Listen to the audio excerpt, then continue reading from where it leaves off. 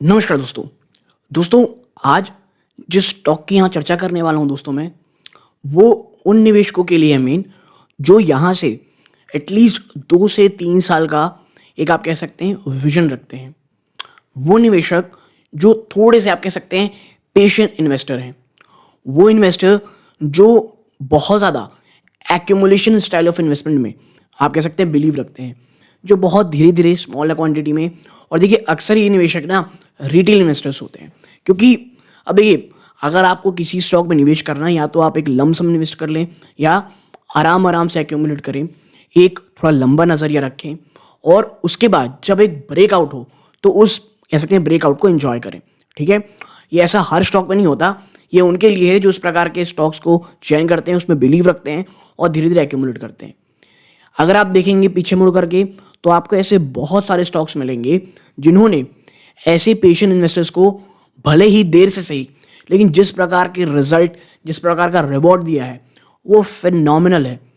ITC, IRFC, RVNL, IRCTC और ऐसे बहुत से स्टॉक हैं दोस्तों, जिन्होंने काफ़ी शानदार रिटर्न दिए। अगर आपने स्टॉक में भरोसा किया, उसकी ग्रोथ स्टोरी में बिलीव किया, उसे अपने पास रखा, आपको वो काफ़ी अच्छे रिटर्न दिए। वैसे ही एक स्टॉक का नाम दोस्तों Fed bank financial services, Fed Fina कह लीजिए, इसी प्रकार के स्टॉक्स।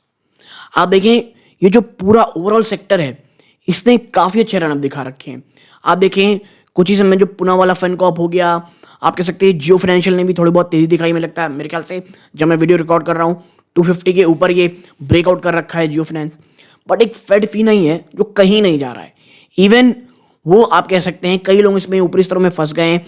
कई लोग ऊपरी स्तर, जब मैं कहता हूँ 140, 138 के आसपास, 150 के आसपास, कई लोग आईपीओ में लेकर के रखे हैं, स्टॉक कहीं नहीं जा रहा है, बहुत ज़्यादा फ्रस्ट्रेटेड भी हैं।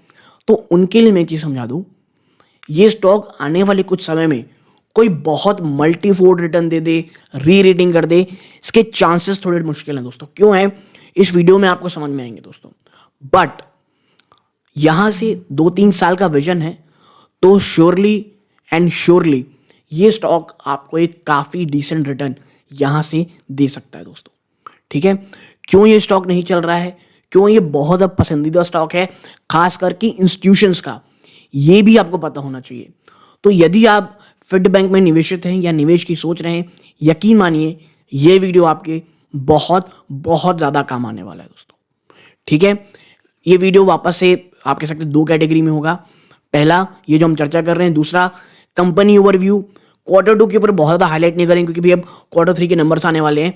और वो निवेशक जो सिर्फ एक आप कह सकते हैं एक कमेंट्री चाहते हैं, तो भाई लास्ट के 7-8 मिनट पे चले जाएं, पूरी चीज़ आपको क्लियर हो जाएगी। जो भी आपके डाउट्स हैं, क्यों ये अच्छा है, कहाँ पे बहुत ज़्यादा अपॉर्चुनिटी है, और क्यों एक परफेक्ट सिक्योर्ड ये आप कह सकते हैं स्टॉक हो सकता है।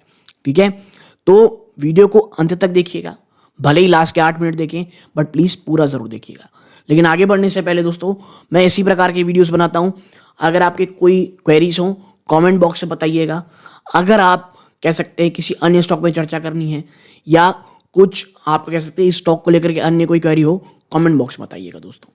ठीक है, तो अब सीधा चलते हैं वीडियो के सेकंड पार्ट की तरफ दोस्तों। तो दोस्तों, सबसे पहले देखते हैं कंपनी ओवरव्यू में।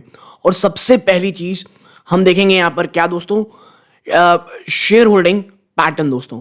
1 दिसंबर 2023, ठीक है, 1 दिसंबर 2023 में जो टॉप इंस्टीट्यूशनल शेयर होल्डर्स थे वो कौन कौन थे। तो देखिए, सबसे बड़ी हिस्सेदारी किसकी है, जिस तरह से पता होना चाहिए भैया, वो है फेडरल बैंक की। मोर देन 61% ऑफ आप कह सकते हैं स्टेक इसका है। उसके बाद आता है दोस्तों ट्रू नॉर्थ फंड का 8.8%, इंश्योरेंस कंपनीज का 7.3%, म्यूचुअल फंड्स का है 2.1%, यहाँ पर FIIs का आप देखेंगे 3.5% और अदर्स का 16.5%। यानी वेल इंस्टीट्यूशनल इन्वेस्टमेंट है। फेडरल बैंक जैसे एक मजबूत बैंक की बैकिंग भी है।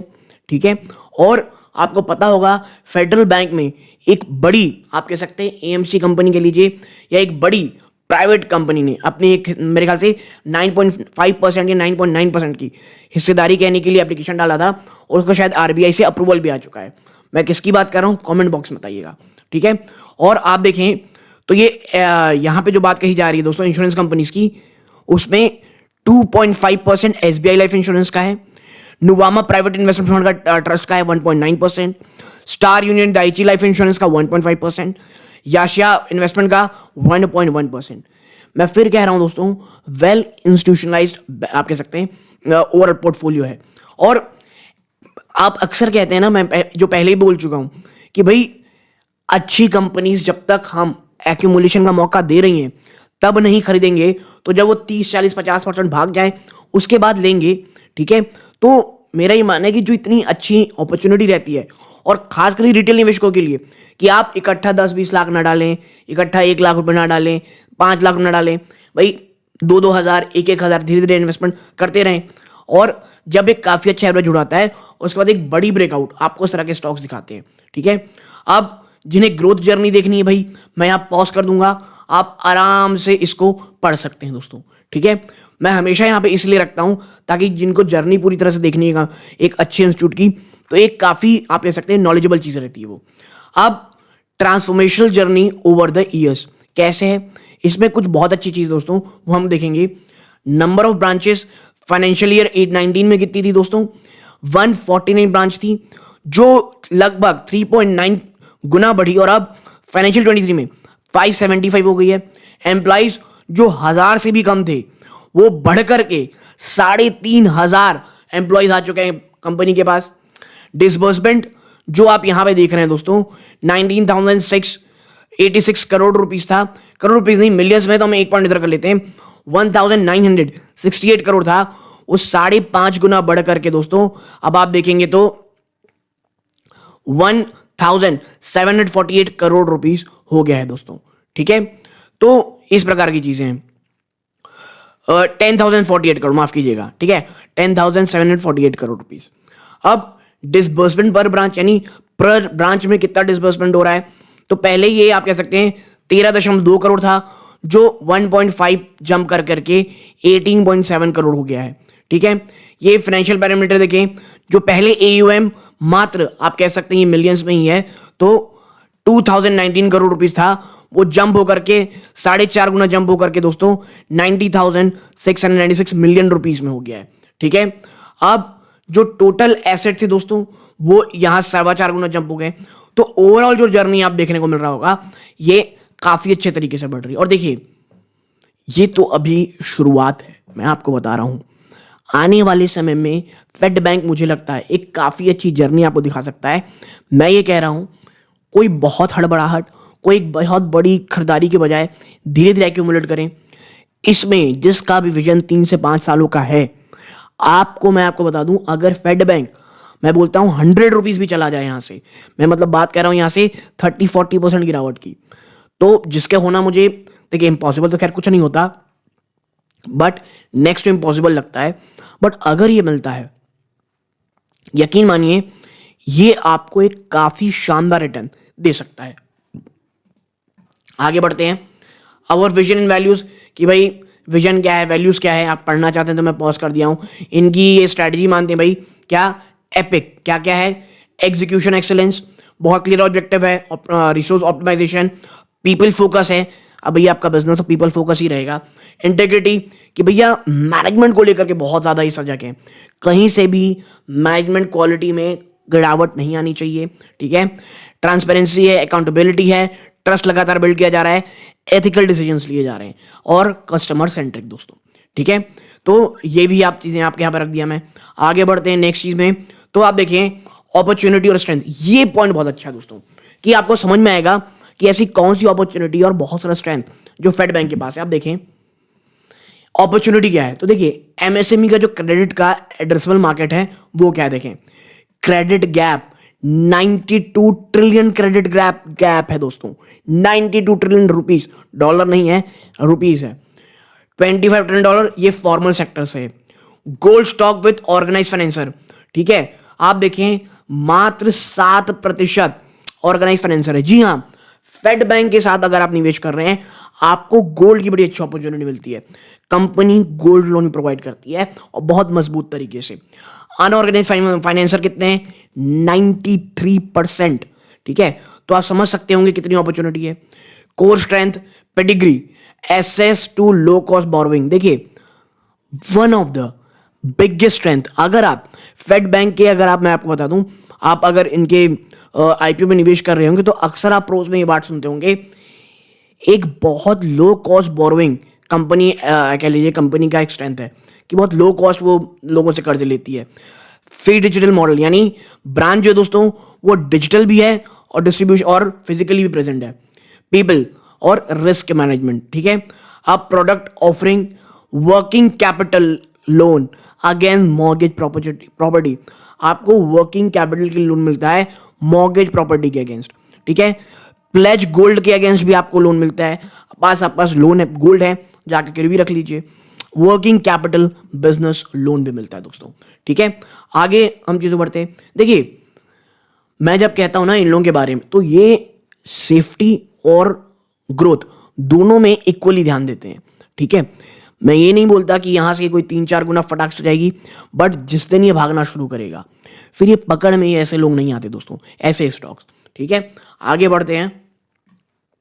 अब प्रोडक्ट सूट में आते हैं, आपको कुछ चीजें आप समझाने के लिए हैं दोस्तों। देखिए, AUM million percent of total, देखिए ऑलमोस्ट 50% मॉर्गेज लोन है, यानी बैक्ड लोन है, सेफ लोन है, सिक्योर्ड लोन है, ठीक है, लगभग 5,006 करोड़ रुपीस का। फिर गोल्ड लोन 32.6% ओवरऑल AUM का। तो आप सोचें कि कंपनी के पास 82%, आप कह सकते हैं मोर और लेस 82% के आसपास जो है वो सिक्योर्ड चीज़ों में जा रहा है, ठीक है।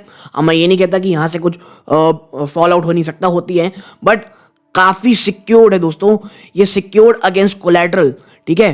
तो ये एक बहुत बड़ी चीज़ है। मैं हमेशा कहता हूँ अपने पोर्टफोलियो में आपको ग्रोथ सिक्योरिटी दोनों देखनी है। तो अगर आपके पास स्मॉल फाइनेंस बैंक है, मैंने पहले भी उत्कर्ष जैसे स्मॉल फाइनेंस बैंक हो गए, आप कह सकते हैं ईसेफ के स्टॉक स्मॉल फाइनेंस बैंक है, उनकी चर्चा की है। अगर आप उसमें इन्वेस्टेड हैं तो इस प्रकार के पावरफुल बैक्ड सिक्योर्ड लोन्स में भी आपकी नजर होनी चाहिए। बिजनेस लोन 16% है, एवरेज टिकट साइज कितनी है 1.9 मिलियन रुपीस दोस्तों, ठीक है। गोल्ड लोन की 0.1 आप कह सकते हैं मिलियन रुपीस, और ये 2.4 मिलियन रुपीस है दोस्तों, ठीक है। अब ये चीजें हैं, ठीक है। आप देखें, अंडर राइटिंग है, asset income based. Under writing का मतलब होता है भैया कि आप जिस आदमी को लोन दे रहे हो उसकी पूरी तरह जांच करना कि ये लोन उसको कितना देना है, कैसे देना है। तो भाई जो मॉर्गेज लोन है ये इनकम के आधार पर इनकम बेस्ड तरीके से मॉर्गेज लोन दिया जाता है, ठीक है, होम लोन दिया जाता है, ठीक है। इन हाउस वैल्यूएशन किया जाता है गोल्ड लोन का कि भाई कीमत कितनी हिसाब से, और बिजनेस लोन तो प्योरली इनकम बेस्ड पे दिया जाता है दोस्तों, ठीक है। तो यानी आप देखें अंडर राइटिंग का जो प्रोसेस है वो भी काफी अच्छा है, ठीक है। आगे बढ़ते हैं। यहां पे जैसे हमने उस समय चर्चा की भाई कि कंपनी के जो फुटप्रिंट है, वो जो ब्रांच फुटप्रिंट है वो लगातार बढ़ रहा है। आप देखें, ये है हमारा प्यारा भारत देश, 607 ब्रांचेस हैं इसमें इनकी, ठीक है। और आप देखें 27 स्टेट और यूटीज में ये अवेलेबल है दोस्तों, और 1900 से ज्यादा लोकल चैनल पार्टनर हैं इनके पास, ठीक है। ये देखें, मोर देन 70 ब्रांचेस यहां पे हैं, 20 to 70 ब्रांचेस यहां पे हैं, और लेस देन 20 ब्रांचेस हैं। भाई देखिए, आपको दिख रहा होगा कि ये एरिया ना अभी भी इन्होंने यहां पे आई नहीं है फेड बैंक, और ये जो मेरा स्टेट है छत्तीसगढ़, प्यारा स्टेट, वहां पे भी अभी ये नहीं आई है, ठीक है। तो यहां पर भी हेडरूम है इनके पास अच्छा खासा अपने आप को एसर्ट करने का, अपने आप को बढ़ाने का दोस्तों, ठीक है। अब यहां पे चलते हैं कि यहां पे कहां पे सबसे ज्यादा है। तो देखिए, आप पाएंगे सबसे ज्यादा एक्सपोजर महाराष्ट्र, कर्नाटका और गुजरात। आप देख रहे हैं ये बेल्ट को, और ये रहा हमारा तमिलनाडु। यानी आप देखें तो जितने भी रिच स्टेट है ना, मैं रिच जब कहता हूं तो in terms of income, in terms of economy, आप देखें गुजरात, महाराष्ट्र, कर्नाटक, तमिलनाडु, यहां से सबसे ज्यादा क्या कह सकते हैं एक्सपोजर है। और नेक्स्ट कौन से दोस्तों, ये आप कह सकते हैं ये रहा आंध्र प्रदेश, ये रहा हमारा तेलंगाना। तो आप देखें ये एक पूरे बेल्ट में, यानी आप कह सकते हैं भाई कि सदर्न और वेस्टर्न इंडिया इन्होंने काफी अच्छे तरीके से कैप्चर कर रखा है, ठीक है। तो आप समझ सकते हैं कि भैया इन स्टेट्स की economy one of the best economies हमारे भारत की, वहां पे कंपनी काफी अच्छे तरीके से अपने आप को कह सकते हैं स्टैब्लिश करके रखी हुई है, ठीक है।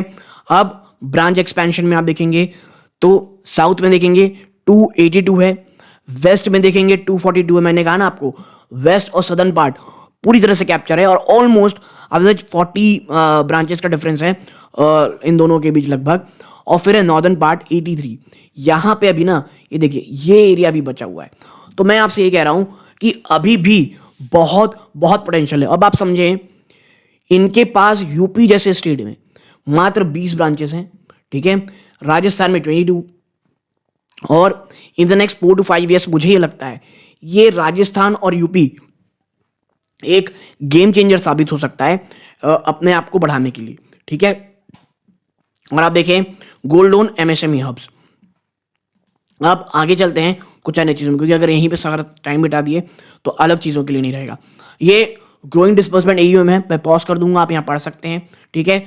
अब बात करते हैं सबसे इंपॉर्टेंट चीज़ की कि भाई क्वालिटी ऑफ बुक क्या है, यानी इनके पास जो बुक है उसकी क्वालिटी कैसी है। तो देखिए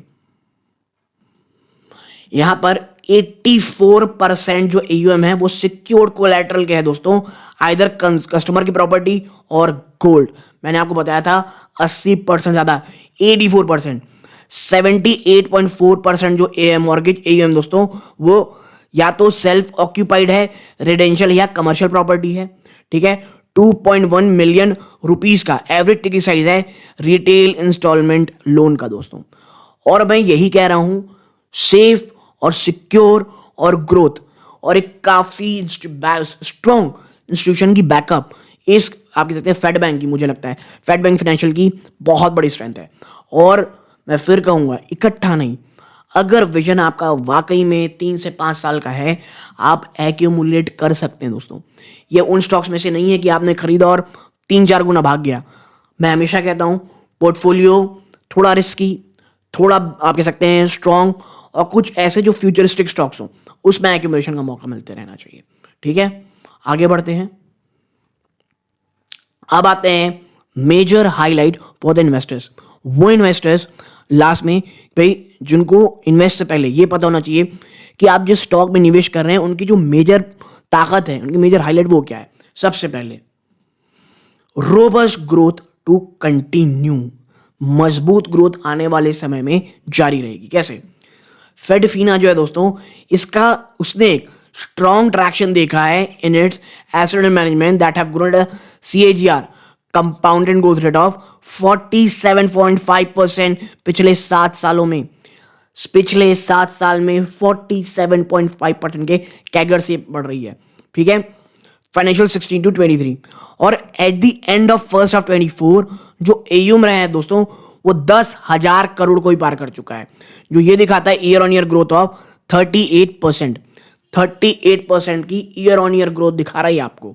आप देखें the small size of the loan bank, ठीक है, loan book barely 30 basis point of the NBFC's total advances, leaving ample scope for growth despite the heightened competition of bank and other NBFCs।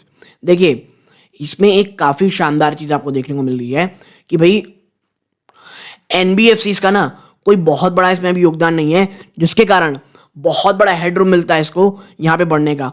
अब देखिए NBFC के साथ ऐसा है ना, competition यहाँ बहुत ज्यादा है। कंपटीशन यहाँ आप देख रहे होंगे आजकल जितनी NBFCs आ रही हैं बहुत बहुत ज्यादा है दोस्तों, ठीक है। आप देखें जो डिसबर्समेंट है वो बहुत स्ट्रांग रहा है दोनों में ही, किस किस में, चाहे आप गोल्ड ले लें या नॉन गोल्ड लोन ले लें, ठीक है। फेड बैंक की एक ऐसी प्रोडक्ट जिसकी मैं देखता हूं अक्सर कोई चर्चा ही नहीं करता दोस्तों, ठीक है। हम सिक्योर्ड बुक की बात कर लेते हैं, हम फेड बैंक की बात करते हैं लो कॉस्ट बोरिंग की, लेकिन जो मुझे बहुत अट्रैक्ट करती है इसका गोल्ड लोन जो एज अ प्रोडक्ट है दोस्तों वो बहुत अच्छा। देखिए फेडफीना का एक बहुत स्ट्रॉन्ग प्रेजेंस है गोल्ड लोन बिजनेस में दोस्तों, जो इसे एक डिसेंट यील्ड देता है लगभग 17.5% की, और much higher than what is charge by bank, और ये बैंक से कहीं ज्यादा है, ठीक है। और इस बिजनेस को एक्सपैंड करने के लिए कंपनी ने को लेंडिंग टैब्स भी स्टार्ट किए हैं, ठीक है, कुछ अन्य लोगों के साथ मिलकर की भी कंपनी स्टार्ट कर रही है। और usually the firmness in gold prices aid the business as customer can borrow more from same quantum of gold pledged, therefore we expect to see strong traction in gold and non gold loan. एक बहुत मजबूती gold और non gold loan से आपको दिखती हुई दिखाई देगी, जहां पर higher level economic activity in second half year should help, और सेकेंड हाफ में हायर इकोनॉमिक एक्टिविटी आपको देखने को मिलेगी, और ये एक चीज बहुत ज्यादा हेल्प करेगी दोस्तों।